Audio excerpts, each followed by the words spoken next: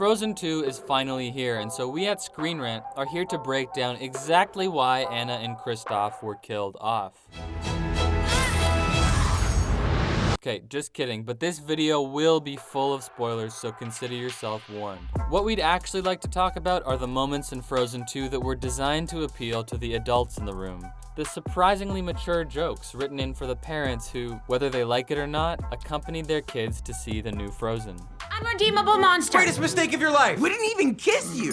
For those who caught this moment, it is an all-time Disney great. But for most of the audience, this joke landed with a thud. The line comes during Anna's coronation in the main square of Arendelle, where the citizens have all come out to celebrate their new sovereign. Everyone is dressed to the nines, including, for once, Kristoff. He's traded his rugged reindeer riding look for a more tailored silhouette. It's even got lapels, and those lapels have intricate Nordic designs on them. He's even slathered some product in his hair, which is probably whale blubber considering the location.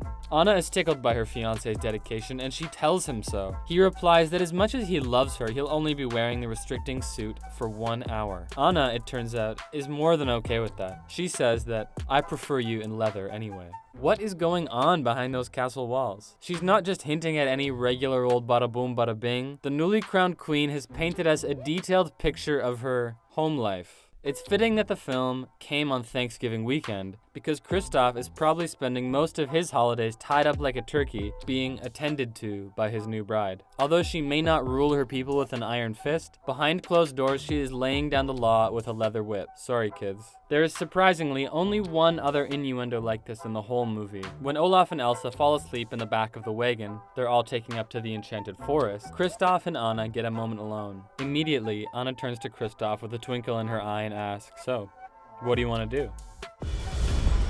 Michael Bolton is the epitome of 90s excess, of Celine Dion-style over-the-top ballad. Whether it's When a Man Loves a Woman, or How Am I Supposed to Live Without You, you know exactly what you're getting with him. A handsome, heartbroken guy with a lot of hair, belting out simple, sopping wet emotion. But what does he have to do with Frozen 2? Well, he's the inspiration for Frozen 2's most committed gag. The song-length joke is called Into the Woods, and it's Kristoff's main musical moment in the movie. Every single line of Kristoff's ballad could be mistaken for a Michael Bolton lyric. So, let's play Is It Michael Bolton or Is It Frozen 2? Try and tell these two apart.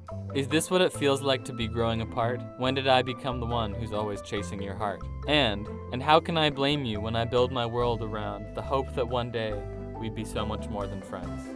Impossible to tell, right? Parents who came of age in the 80s and 90s will be falling out of their seats after this one. Jokes aside, there are actually some darker aspects to the new Frozen. Most notable among them is when Anna reaches rock bottom after she believes Elsa and Olaf to be truly deceased. In case you weren't sure at which point this happens, it's when she's curled up among a bunch of giant rocks at the bottom of a cave, weeping and singing the next right thing. Here's a lyric from the song. "The life I knew is over, the lights are out. Hello darkness, I am ready to succumb." Jeez. Some of the touchier parents out there might not be too excited by the prospect of showing this to their kids, even though in the grand scheme of things, this is pretty vanilla. If you haven't already, remember to subscribe to ScreenRant and turn on notifications to make sure that you get the latest content. On mobile, you can go to your YouTube settings and turn it on from there. Now back to business. This aspect, although equally serious, is likely being lost on the children of the world. In Frozen 2, Elsa and later Anna discover that their kingdom is hiding a dark past. As kids, they were told that Arendelle had given the Northunder a dam as a peace offering, and then out of nowhere the Northunder had attacked them. But what really happened was that their grandfather had intended for the dam to, quote, weaken their land so that he could attack them and take over the north. This is a general reference to the colonization of indigenous people all over the world, but it's also a direct reference to the Sami people who live, for the most part, in what we would now consider Norway and Finland. The Sami are a nomadic, reindeer-herding people. They've been repeatedly screwed over and discriminated against by the governments of both Finland and Norway. Some representatives of the Sami were even consulted during the making of Frozen to make sure that everything was on point. Now, this is serious stuff, but we can't imagine that any parents are getting too worked up about it, unless they have a bone to pick with Frozen's all-or-nothing tear-down-the-state vision of reparations. Are you furious about Frozen 2? Vent your anger in the comments. But please don't take it too far. Also feel free to bring the positivity. Speaking of which, be sure to subscribe to ScreenRant for everything Frozen 2.